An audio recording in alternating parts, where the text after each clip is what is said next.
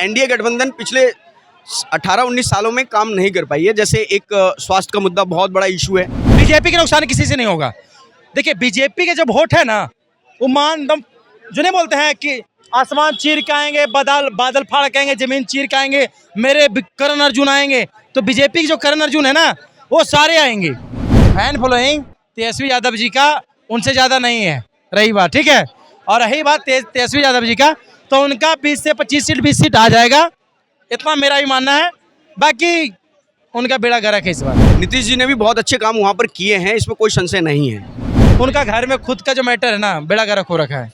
उनका भाई जो थे मेन पावर, जो उनका भाई थे तेज प्रताप जी, अपने घर का सुपर पावर थे। वो सुपर पावर का हटा दिए तो क्या करोगे आप? देखिए युवाओं का सबसे बड़ा मुद्दा जो है ना, अभी चाहे एनडीए की बात करें या इंडी गठबंधन की बात करें, युवाओं का सबसे बड़ा मुद्दा अभी इस समय है वो पलायन का मुद्दा है, रोजगार का मुद्दा है। वो दूसरा 2.2 केजरीवाल है। 2.2 केजरीवाल है, जिसे केजरीवाल आए थे, बोले थे हम अकेला लड़ेंगे, सरकार बनाते हैं कांग्रेस साथ। 100% आरजेडी के साथ जाएंगे। प्रशांत किशोर लिख के ले लीजिए। सुनिए, मुकेश सहनी भी आया था, वो भी बड़ा माहौल बनाया था बिहार में। अरे भैया हम अपना मुख्यमंत्री बना रहे हैं, सिमट गया ना। कितना सीट है बिहार बताइए? नाम है मुकेश ठाकुर। मुकेश जी, बिहार में इलेक्शन इस साल के लास्ट में इलेक्शन है और वहाँ का माहौल बिल्कुल गर्म है। बीजेपी, एनडीए, आरजेडी सारी पार्टियां अपनी तरफ से जोर पे लगा रही है। उसके बीच में एक खबर आ रही है कि चिराग पासवान का एक आरा में शो था, उनमें उन्होंने कहा था कि जो बिहार की जो सीटें हैं पूरा मैं लड़ूंगा। तो लड़ने दीजिए, हमें उससे क्या प्रॉब्लम है? कोई प्रॉब्लम नहीं है, हमें कोई प्रॉब्लम नहीं है। सबका अपना अधिकार है, सबका अपना हक है। तो एनडीए गठबंधन का क्या होगा? वही होगा जो मंजूर खुदा होगा। तो क्या होगा?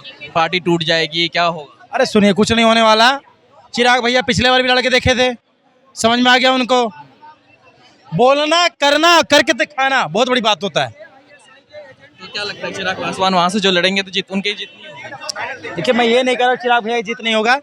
बीजेपी के साथ रह के अगर चुनाव लड़ेंगे तो उनका बल्ले बल्ले है, नहीं तो अकेले लड़के दिखा ले। और दूसरी बात ये भी सामने आ रही है कि जैसे बीजेपी के साथ वो हैं तो बल्ले बल्ले, ठीक है आपकी बात मानता हूँ मैं, लेकिन ये भी यहाँ पे बात की जा रही है कि चिराग पासवान की वजह से जेडीयू जो है उनको सीट का नुकसान हो रहा है। जेडीयू को थोड़ा सा बड़ा मुख्यमंत्री की हाँ बिल्कुल बिल्कुल हो जाएगा। तो कितना असर पड़ेगा? क्या बीजेपी के नुकसान किसी से नहीं होगा।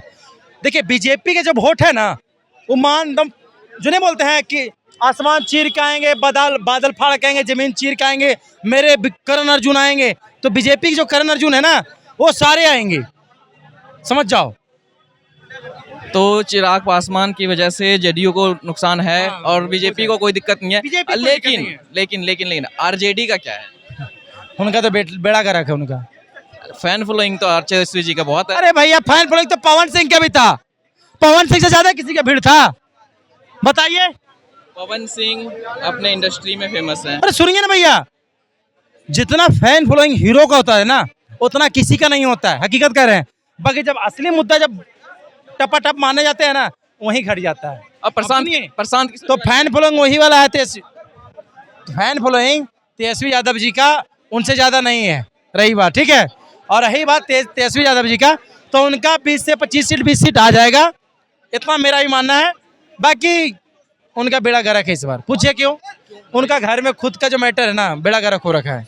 उनका भाई जो थे मेन पावर, जो उनका भाई थे तेज प्रताप जी, अपने घर का सुपर पावर थे। वो सुपर पावर का हटा दिए तो क्या करोगे आप? उन लोगों को हटा दिया वहां से, लेकिन सिर्फ 6 साल के लिए हटाया, पार्टी में से निकाल दिया है। इनके ऊपर भी तो मतलब ये एक तरह से 6 साल मुख्यमंत्री नहीं बन सकते हो अब। उनकी वजह से ही मुख्यमंत्री थे वो। तेज प्रताप के चक्कर में, तेज प्रताप भैया के चक्कर में तेजस्वी जी कुछ भी बन सकते थे। बाकी जब भाई के साथ नहीं, तो रावण के और विभीषण के हाल वही वाला हो जाएगा। एक सवाल बीच में ये भी आती है कि बिहार में अभी चर्चा में चल रहे प्रशांत किशोर, अलग तरह की राजनीति। पहली बात तो वो दूसरा 2.2 केजरीवाल है। 2.2 केजरीवाल है, जिसे केजरीवाल आए थे, बोले थे हम अकेला लड़ेंगे, सरकार बनाते हैं कांग्रेस साथ। 100% आरजेडी के साथ जाएंगे। प्रशांत किशोर लिख के ले लीजिए। और दूसरी बात ये है कि उनका एक बयान है कि मैंने जिसका हाथ पकड़ा, जिस पार्टी के हाथ पकड़ा उसका मुख्यमंत्री बना दिया। झूठ बात है सब। अभी नीतीश बताइए, नीतीश- सुनिए नीतीश जी, लालू जी अरे सबके सुनिए, बीच में कहा था। मैनेजमेंट के क्या बोलते हैं, दलाल के गांव में क्या बोलते हैं, जो गाय भैंस बेचवाता है उसको क्या बोलते हैं, दलाल। जमीन बेचवाता है उसको क्या बोलते हैं, दलाल। तो पार्टी में एक जिसे नहीं होता है शादी ब्याह के बैंक्वेट हॉल जो बिचौलिया करने वाले, नहीं बैंक्वेट हॉल जो टेंडर देते हैं कि मेरा आपको ऐसे गाइड करना है, डेकोरेट करना है, तो उसको कोई भी कहते भाई मेरा डेकोरेट करो, मेरा यहाँ फंक्शन नहीं, मेरा ये है वो है। क्या प्रशांत किशोर जाके वोट दिलवाए थे क्या गांव गांव में? कोई जानता है इसको? अरे सब सुनिए, बाहर से फंड आया प्रशांत किशोर का, ठीक है। आज आपको बताते हैं, जब प्रशांत किशोर निकले थे किस पार्टी से निकले थे, किसके साथ थे उस टाइम? बताइए। कांग्रेस साथ। बोले कांग्रेस का हम निकाल रहे हैं, वो भारत जोड़ना यात्रा जैसे निकलता है ना, ऐसे यात्रा निकाले उनके नाम पे, ठीक है। पर इन्होंने क्या किया बीच में बदल के, वहाँ पे प्रशांत किशोर जी कहते हैं कि जितनी भी पार्टियां हैं, आप बीजेपी ले लो, आरजेडी ले लो, जदयू ले लो, जिसको भी पकड़ लो, कोई भी विकास पे, आपकी पढ़ाई पे, एजुकेशन पे अरे कोई सुनिए बात ना, नहीं करता। प्रशांत किशोर की बात कर रहे हैं, केजरीवाल से ज्यादा पढ़ा लिखा है प्रशांत किशोर। जनता के लिए कोई बात नहीं अरे करता। केजरीवाल ज्यादा पढ़ा लिखा है, केजरीवाल ज्यादा चूतिया बनाया, केजरीवाल जितना केजरीवाल चूतिया बनाया पब्लिक का, उससे 4 गुना बनाएगा प्रशांत किशोर।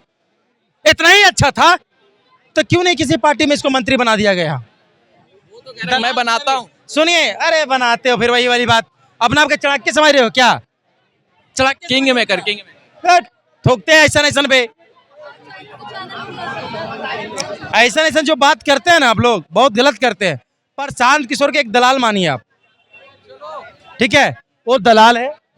और रही बात बिहार में प्रशांत किशोर के दाल गलने वाला नहीं है, अगर दाल गल भी गया ना, आरजेडी वाला उसका कमर तोड़ देगा। हकीकत कह रहे हैं, वोट किसका काटेगा? आरजेडी का। क्योंकि पहले बोला कि हम मुसलमान के पक्ष में नहीं जाएंगे, अब मुसलमान के पक्ष में जा रहे हो, तो वोट किसका कट रहा है? आरजेडी का। तो कहीं ना कहीं देखो बेड़ा गर्क होने वाला है, ठीक है। और सुनिए, मुकेश सहनी भी आया था, वो भी बड़ा माहौल बनाया था बिहार में, अरे भैया हम अपना मुख्यमंत्री बना रहे हैं, सिमट गया ना। कितना सीट है बिहार में बताइए? ठीक है, 1 मिनट। आपका क्या ख्याल है बिहार इलेक्शन पे? बिहार इलेक्शन में देखिए, बिहार में मुझे जो लगता है इस समय युवाओं का मुद्दा है, और युवा जो तय करेंगे वही बिहार में होने जा रहा है। युवा किस बेसिस पे तय? देखिए, युवाओं का सबसे बड़ा मुद्दा जो है ना अभी, चाहे एनडीए की बात करें या इंडी गठबंधन की बात करें, युवाओं का सबसे बड़ा मुद्दा अभी इस समय है वो पलायन का मुद्दा है, रोजगार का मुद्दा है। और इसी मुद्दे पे बिहार का युवा वोट करने जा रहा है आगामी जो विधानसभा चुनाव है। ये हकीकत है। बाकी आप दिल्ली, लेकिन कुछ भी बोलिए उससे मतलब नहीं है। तो क्या लगता है कि युवा किस पार्टी को चुनेगी और कौन सीएम फेस? देखिए, एनडीए गठबंधन भी बड़ी मजबूती से अपनी योजनाओं को और प्रधानमंत्री के चेहरे को लेकर आगे चल रही है। नीतीश जी ने भी बहुत अच्छे काम वहाँ पर किए हैं, इसमें कोई संशय नहीं है। लेकिन 2-3 ऐसे डिपार्टमेंट हैं जहाँ पर एनडीए गठबंधन पिछले 18-19 सालों में काम नहीं कर पाई है। जैसे एक स्वास्थ्य का मुद्दा बहुत बड़ा इशू है। आज ही बिहार कैबिनेट कल जो प्रस्ताव पारित हुआ, तो आज ही 7 डॉक्टरों को बर्खास्त किया गया बिहार के अंदर। सस्पेंड नहीं किया गया, सेवा से बर्खास्त कर दिया गया। इसका मतलब ये समझिए कि कितने बड़े स्तर पे जो है ये डॉक्टर सब लापरवाही करते हैं। स्वास्थ्य विभाग बहुत जो है निचले पायदान पे है, काम नहीं कर रहा स्वास्थ्य विभाग बिहार के अंदर। शिक्षा व्यवस्था जो है थोड़ी सी जो है सुधरी है, लेकिन उसमें सुधारने की अभी और जो है गुंजाइश है, और सरकार लगातार उसके लिए प्रयास करी है। लेकिन बिहार का जो सबसे बड़ा मुद्दा है, मैंने बताया पलायन का। मैक्सिमम आबादी, चाहे वो अगड़ी कास्ट की हो चाहे पिछड़ी कास्ट की हो, वो पलायन करती है। देखिए, बिहार से जो है संपूर्ण क्रांति चलती है, बिहार से बिहार संपर्क क्रांति चलती है, स्वतंत्रता सेनानी चलती है, वैशाली एक्सप्रेस चलती है, विक्रमशिला चलती है, मगध चलती है।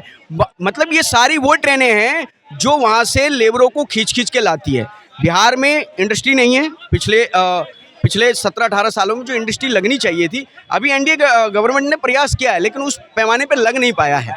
ठीक है, लगभग 11 साल से अभी जो है एनडीए का है वहाँ पर, लेकिन वो इंडस्ट्री नहीं लगा पाए हैं। तो ये भी एक लैग पॉइंट है। तो रोजगार जो है वहाँ सबसे बड़ा मुद्दा होने वाला है, वहाँ स्वास्थ्य सबसे बड़ा मुद्दा होने वाला है, वहाँ पर पलायन सबसे बड़ा मुद्दा होने वाला है, वहाँ पर इंडस्ट्री सबसे बड़ा मुद्दा होने वाला है। इस पर जो बुना पाएगी उसकी सरकार बनेगी। इन सब में ये सारी चीज़ें जो बताई आपने, सेकेंडरी आता है सर, वहाँ पे ना जातिवाद सबसे पहले आता है। हाँ, जातिवाद, देखिए जातिवाद से इनकार नहीं कर सकते। जातिवाद कोई भी पार्टी हो, आपको क्या लगता है जातिवाद के होते हुए पॉसिबल है कि वहाँ की जनता का विकास हो पाएगी? देखिए मैं व्यक्तिगत अपनी राय बता रहा हूँ। देखिए मैं जातिवाद में विश्वास नहीं करता, ना मैं जातिवाद को प्रमोट करता हूँ। जब बात आपके प्रदेश की प्रगति की हो तो आप ऐसे नेतृत्व का चयन कीजिए जो आपके प्रदेश को आगे ले जाए। आप एक ऐसे विधायक का चयन कीजिए जो काम को तहजीब देता हो, जाति को तहजीब न देता हो। ये मेरा व्यक्तिगत मानना है। तो मुझे लगता है कि ये जो जाति की जो समस्या है, जातिगत आधारित जो राजनीतिक बिहार में और देश में जो होती है, ये कहीं ना कहीं बिहार के पिछड़ेपन का एक बहुत बड़ा कारण है। इसको हम नकार नहीं सकते। लेकिन इसका एक सकारात्मक पहलू भी है कि अगर जाति आधारित अगर पॉलिटिक्स नहीं होगी, ठीक है, तो फिर निचले तबके पे जो हाशिए पे जो लोग हैं उनकी ओर किसी का ध्यान आकर्षित नहीं होगा। तो मुझे लगता है कि इन दोनों पहलुओं के बीच का रास्ता निकाल के और चुनाव में जो है जो व्यक्ति जो विधानसभा क्षेत्र में जो व्यक्ति अच्छा काम कर रहा है, जिसकी नीयत थोड़ी समाज के अंदर सेवा करने की हो, पॉलिटिक्स के माध्यम से अपने विधानसभा क्षेत्र में प्रगति करने की हो, ऐसे व्यक्ति का चयन करना चाहिए।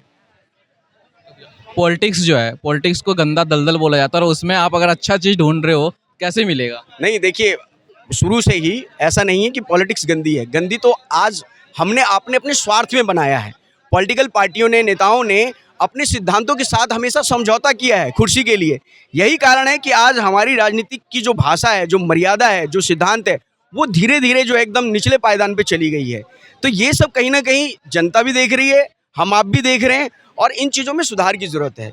मर्यादा पॉलिटिक्स की जो है वो बनाए रखनी चाहिए, सिद्धांतों पे आपको पॉलिटिक्स करना चाहिए। लेकिन स्वार्थ के कारण अक्सर जो है राजनीतिक पार्टियां इसको दरकिनार करती हैं और ये चिंता का विषय है।